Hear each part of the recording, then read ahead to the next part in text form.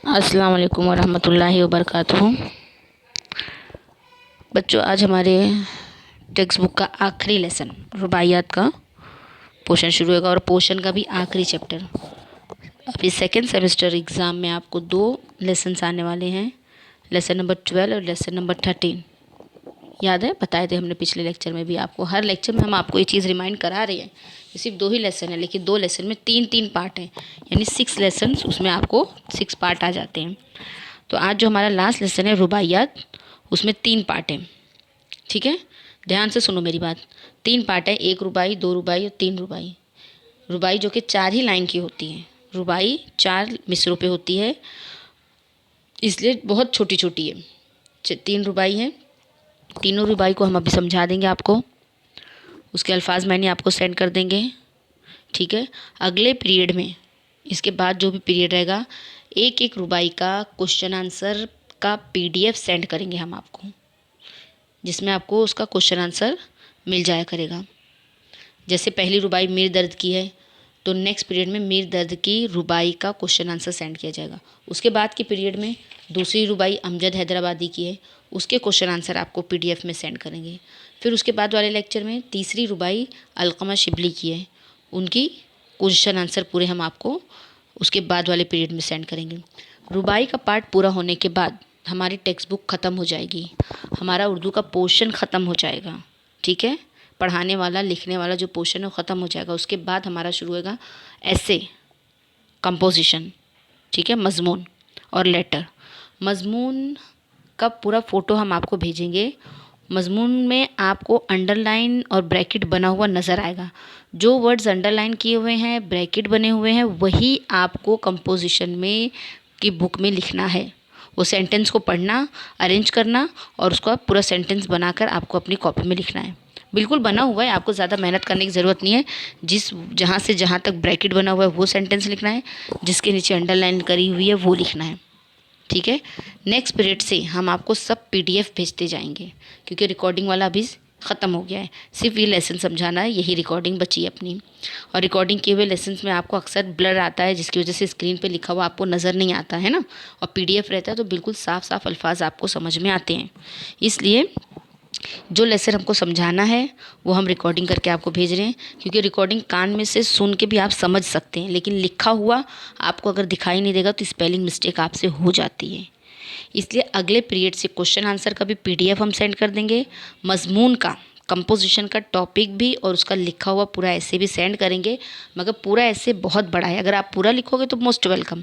अगर पूरा नहीं लिखना चाहते, थोड़ा शॉर्ट करके लिखना चाहते हो, तो उसमें हमने सारे सेंटेंस को अंडरलाइन की हूँ, ब्रैकेट बनाई हूँ, तो उस हिसाब से आप उसमें से चूज़ कर करके लिखते जाओगे। लेटर भी भेज दूँगी, वो भी बाकायदा अंडरलाइन किया हुआ है कि कौन कौन सा सेंटेंस आप लिख सकते हो उसमें से। उसके अलावा भी अगर आप अपने ओन से भी लिखते हो तो बहुत अच्छी बात है, वेरी गुड बच्चा। जो अपना है ओन से वो पूरा मजमून भी लिखा, ऐसे भी लिखा और लेटर भी लिखा। ठीक है, और जिन बच्चों से नहीं होता उनके लिए पूरा रेडीमेड तैयार करके हम भेज रहे हैं। बस इतनी जहमत करोगे कि जो जो अंडरलाइन हमने किए हैं और ब्रैकेट बनाए हैं, ज़रा उसे अच्छे से अरेंज करके लिखते जाओगे, ताकि आपका कंपोजिशन कंप्लीट और सही हो जाए। ओके, एक्टिविटी की शीट आके मेहरबानी करके कलेक्ट करके जाओ स्कूल में। जिन बच्चों की फ़ीस भरी हुई है, अगर उसने शुरुआत भी कर दिया है, जुलाई अगस्त सितंबर तक की भी फ़ीस भरी है, अपना फ़ीस कार्ड लेके आओ, टीचरों को अपने दिखाओ और एक्टिविटी की शीट लेके जाओ। अगर एक्टिविटी की शीट अगर आप भर के लिख के सबमिट वापस नहीं करते हो तो आपके ग्रेड पर असर पड़ेगा, याद रखना। ग्रेड मिलते हैं ना, C1 C2 B1 B2, उस पर असर पड़ेगा। इसलिए मेहरबानी करके ज़रा केयरफुली, ध्यान से, ज़िम्मेदारी के साथ स्कूल में आओ। अम्मी को टाइम मिलता है तो अम्मी को भेजो, तुमको टाइम मिलता है तुम आओ, लेकिन स्कूल में आओ। अपने टीचर से अपनी एक्टिविटी शीट कलेक्ट करो, बाकायदा रोल नंबर और नाम सही डालो, क्लास और डिवीज़न बराबर डालो, ताकि मैं यहाँ से लिस्ट बनाकर आपके टीचर को बराबर दे सकूँ। ठीक है, अभी आज ये हमारा रिकॉर्डिंग का लास्ट लेसन है। इसके बाद जो भी जाएगा आपके पास PDF जाएगा लिखा हुआ, और ज़रा दिमाग से अच्छे से समझ के पूरा काम कंप्लीट करते जाओ। कॉपी कंप्लीट करना बहुत ज़रूरी है। जिस दिन मैं डेट दूंगी उस दिन आके आपको अपनी कॉपी भी करेक्शन करवानी है। जानते हो ना, फर्स्ट टर्म में करेक्शन हुआ था, ठीक उसी तरह। ओके, इस तरह आपको ये काम कंप्लीट करना है। अभी हमारी गज़ल रुबाई शुरू होगी। पहली रुबाई है, देखो पेज नंबर 49 पे। जिसके पास टेक्स्ट बुक है प्लीज़ मेहरबानी करके टेक्स्ट बुक लेके बैठा करो, क्योंकि हो सकता है स्क्रीन पर नज़र ना आ रहा हो, वर्ड्स थोड़े ब्लर होके नज़र आए। और जिनको नज़र नहीं आ रहा है तब भी कान से अगर ध्यान से भी मेरी बात सुनेगा तो उसे सब कुछ सुनाई भी देगा और समझ में भी आता जाएगा। रुबाइयात, आज रुबाई, पहली रुबाई हमारी शुरू होगी। पहले ये बता दूं रुबाई किसे कहते हैं। रुबाई 4 मिसरों की नज़म होती है, एक छोटी सी नज़म होती है जिसमें सिर्फ 4 लाइन होती हैं। उस 4 लाइन में शायर अपनी पूरी बात बयान करता है, पूरी कहानी उस 4 लाइन में बयान कर देता है। लेकिन इसमें है ना, पहले, दूसरे और चौथा मिसरा, पहली लाइन का, दूसरी लाइन का और चौथी लाइन का जो लास्ट वर्ड होता है हम काफिया होता है, यानी आखिरी वर्ड जो होता है वो काफिया होता है। बताई थी ना पिछली बार ये, हाँ काफिया होता है। और तीसरा मिसरे में हम काफिया हो भी सकता है और नहीं भी हो सकता, ऐसा ज़रूरी नहीं है। आमतौर पर रुबाइयाँ कैसी होती है, इखलाकी होती हैं, इस्लाही होती हैं, हकीमाना होती हैं। यानी रुबाई जो भी शायर लिखता है ना, कुछ अपने इखलाकी तौर पे लिखता है, मजहबी तौर पे भी लिखता है, इस्लाही तौर पे कि लोगों को इसको पढ़ने के बाद उनके अंदर कुछ इस्लाह हो, उनके अंदर कुछ चेंजेस आए, अगर कोई बुराई उनके अंदर है तो बदलाव उनके अंदर आ जाए। ठीक है। और रुबाई के औज़ान मखसूस और मुकर्रर होते हैं, बराबर वो हर लाइन एक दूसरे से ज्वाइंट होती है, जैसा भी उनका रिदम है वो एक बराबर होता है। फिर से बोलती हूँ, उसके जो वर्ड्स होते हैं पहले मिसरे में, दूसरे मिसरे में और आखिरी मिसरे में काफिया भी मिलेगा तुमको और रदीफ भी मिलेगा। आखिरी वर्ड जो होता है वो हमारा रदीफ होता है और आखिरी वर्ड से पहले वाला जो वर्ड होता है वो हमारा काफिया होता है। याद रखना इस बात को। तीनों रुबाई हम एक साथ आपको समझाएंगे और तीनों रुबाई का क्वेश्चन आंसर एक एक करके एक एक पीरियड में भेजूंगी। ठीक है, एक एक पीरियड में एक एक रुबाई के क्वेश्चन आंसर भेजे जाएंगे पीडीएफ की शक्ल में। इसलिए मेहरबानी करके अपनी टेक्स्ट बुक अपने साथ रखो और पीडीएफ के अंदर से देख देख के क्वेश्चन आंसर कॉपी में कंप्लीट करो। पहली रुबाई हमारी है मीर दर्द की। मीर दर्द की रुबाई बहुत अच्छी रहती है, सूफियाना राज शायरी लिखते हैं, वे शायरी करते हैं और इनके कलाम में सादगी और रवानी बहुत होती है और एक सबक आमोज़ होती है इनकी शायरियाँ। देखो ध्यान से सुनो, इनकी गज़ल है, रुबाई है। पीरी चली गई और गई जवानी अपनी, पीरी चली गई और गई जवानी अपनी, ए दर्द कहाँ है जिंदगानी अपनी। कल और बयां करेगा कोई इसको, कल और बयां करेगा कोई इसको, कहते हैं अब आप हम कहानी अपनी। बहुत बड़ी बात इसमें कही गई है। शायर कहता है कि मेरी पूरी ज़िंदगी ख़त्म हो गई, पीरी भी चली गई और जवानी भी चली गई, यानी आज बुढ़ापा जो था, मेरी पीरी का वक्त जो था, बुजुर्गी का जो हिस्सा था वो भी आज ख़त्म हुआ, जवानी का जो हिस्सा था वो भी ख़त्म हुआ। ए दर्द कहाँ गई ज़िंदगानी अपनी, ख़ुद से मुखातिब है कि मेरी ज़िंदगी अब ख़त्म हुई, चली गई मेरी ज़िंदगी, कल और बयां करेगा कोई। लेकिन जो भी मेरी ज़िंदगी के हालात हैं, तजुर्बात हैं, जज्बात हैं, एहसासात हैं, अब मेरे ताल्लुक़ से जो भी कहानी होगी कोई और बयान करेगा किसी और से।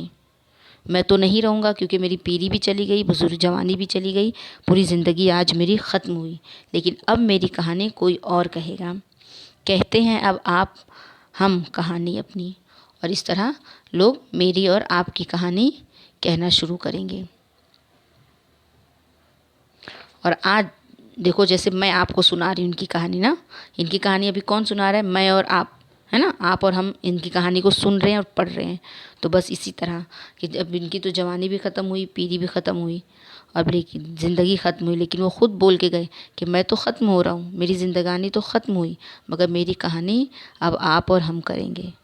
सही बात है, मैं भी आपको उनके बारे में बता रही हूँ और आप भी इनके बारे में पढ़ रहे हैं और सुन रहे हैं। पेज नंबर 50 पर आओ, पेज नंबर 50 ओपन किए, आया। हाँ, अब दूसरी रुबाई देखो, अमजद हैदराबादी की है। ठीक है, ऊपर पैराग्राफ नज़र आ रहा है, इसलिए पूरा फ़ोटो भेजे हैं। जिनके पास टेक्स्ट बुक नहीं है पूरी रुबाई का फ़ोटो भेजें, क्योंकि बहुत सारे आंसर्स तुमको मैंने जो अंडरलाइन करी हूँ पैसेज में ऊपर, उसमें से वो आंसर मिलेंगे।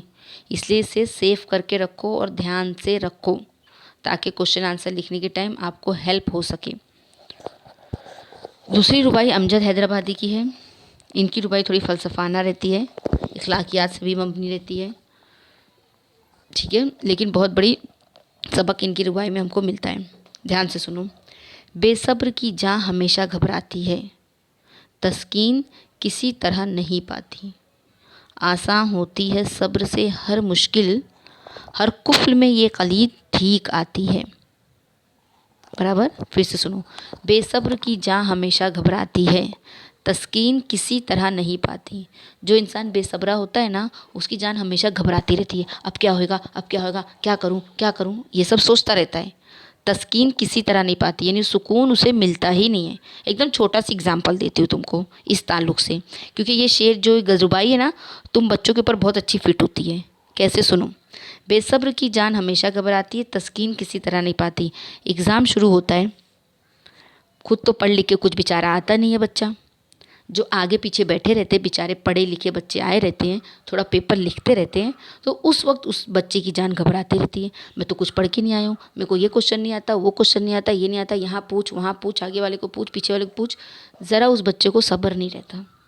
जैसे पेपर हाथ में आया, सिर्फ 5 मिनट मुश्किल से वो सब्र करता है और पढ़ने की कोशिश करता है। पूरा पेपर पढ़ा, समझ में आ गया कि पेपर में मुझे कुछ नहीं आता लिखने, अब क्या करूँ। आजू बाजू जितने बच्चे बैठे हैं सबको सताना शुरू, भाई तू बता, भाई तू बता, बहन तू बता, बहन तू बता, ये वाले क्वेश्चन का क्या है, वाले क्वेश्चन का।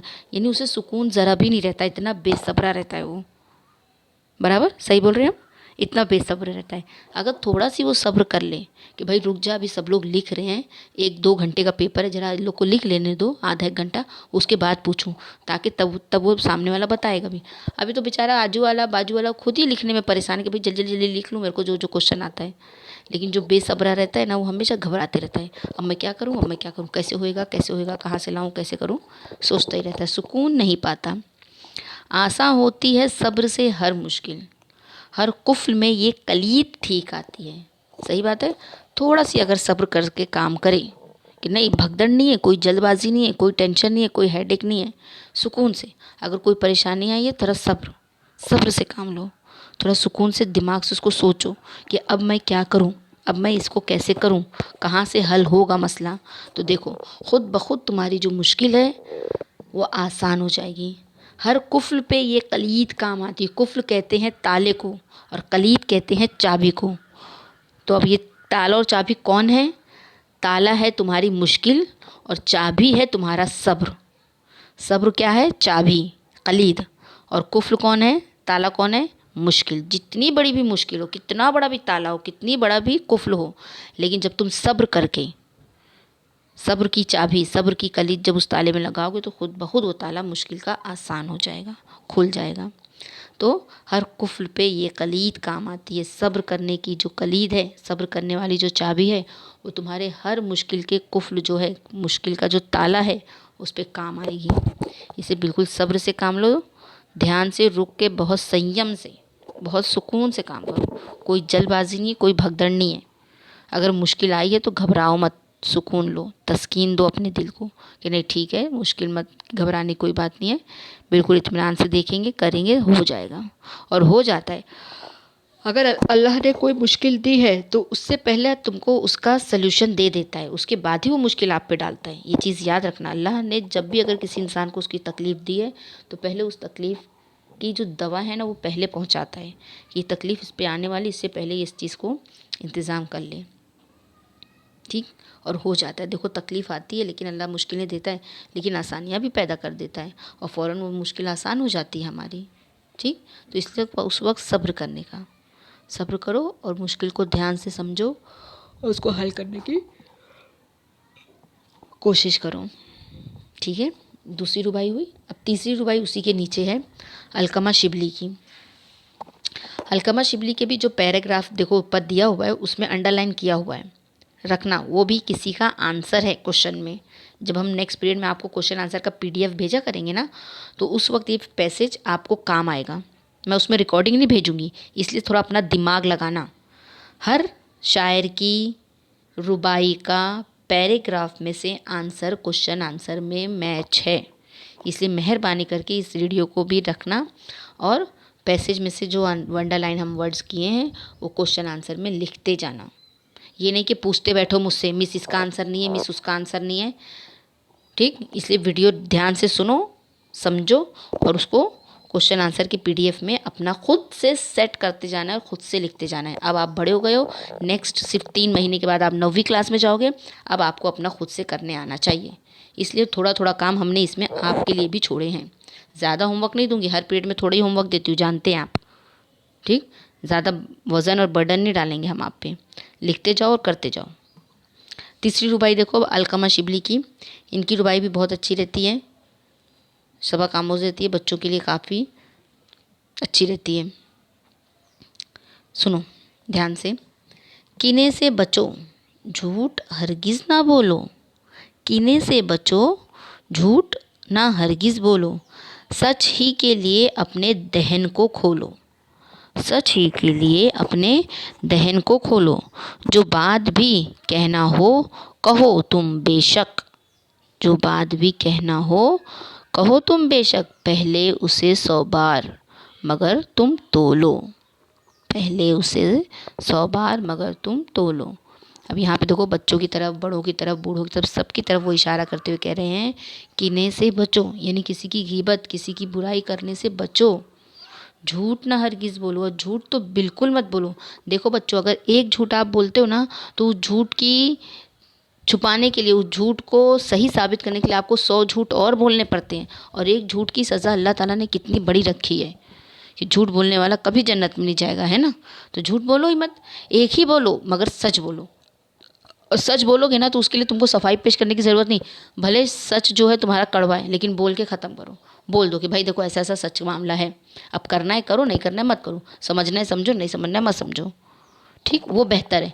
लेकिन एक झूठ के पीछे आपको 100 झूठ बोलना पड़ता है, तो बेहतर है कि आप एक सच बोलो। झूठ हरगिज़ ना बोलो। झूठ बोलने के लिए मना कर रहा है कि झूठ हरगिज़ ना बोलो। सच ही के लिए अपने दहन को खोलो। दहन यानी मुंह। अपना मुंह जब भी खोलो तो सच बोलने के लिए खोलो, झूठ बोलने के लिए नहीं। तीसरी लाइन है, जो बात भी कहना हो कहो तुम बेशक। जो भी बात आपको कहनी है बेशक तुम कह सकते हो, कर सकते हो, बोल सकते हो। पहले उसे 100 बार मगर तुम तोलो। मतलब उस बात को, जो भी बात आपने दहन खोला, अपना मुंह खोल के जो भी बात आप कहना चाहते हो कह सकते हो, कोई पाबंदी नहीं है। मगर उस बात को बोलने से पहले 100 बार, एक बार नहीं, कम से कम 100 बार उसे अपने दिमाग में, दिल में सोच लो कि मैं मुंह खोल कर जो बोलने जा रहा हूँ वो ठीक है या नहीं, सही है या नहीं, झूठ तो नहीं है। इससे पहले उस बात को 100 बार सोचो कि सामने वाले को तुम्हारे बोलने से तकलीफ़ ना हो। ठीक, और आपको ज़्यादा सफाई पेश ना करनी पड़े। उसके बाद अपनी बात को बोलो। तीनों शायर की गज़ल में, रुबाई में आपको एक सबक मिलता है। आसान है, ज़्यादा वो नहीं है कि हार्ड हो, कुछ समझ में नहीं आए। आज पीरियड में आपको हम रुबाई भेज रहे हैं। नेक्स्ट पीरियड से सारे पीडीएफ आपको जाएंगे तीनों रुबाई के। ओके, पहले पीरियड में पहली रुबाई, दूसरे पीरियड में दूसरी रुबाई, तीसरे पीरियड में तीसरी रुबाई, और उसके बाद वाले पीरियड में कंपोजिशन आपको हम सेंड करेंगे, अंडरलाइन और ब्रैकेट बना हुआ, जिसे आपको लिखना है। लेटर भी भेजेंगे वो भी आपको उसी में से देखकर लिखना है। ओके, और जैसे जैसे लिखते जाओगे कॉपी में, वैसे वैसे हमें फ़ोटो सेंड करते जाएंगे। कंपोजिशन की कॉपी बनाए हो तो कंपोजिशन में कंपोजिशन लिखना, नहीं तो इसी कॉपी में लिख के भी आप हमको सेंड कर सकते हो। सारी चीज़ें एक ही जगह रखो, यहाँ वहाँ मत करो कि एग्ज़ाम के टाइम आपको रीड करने में प्रॉब्लम हो।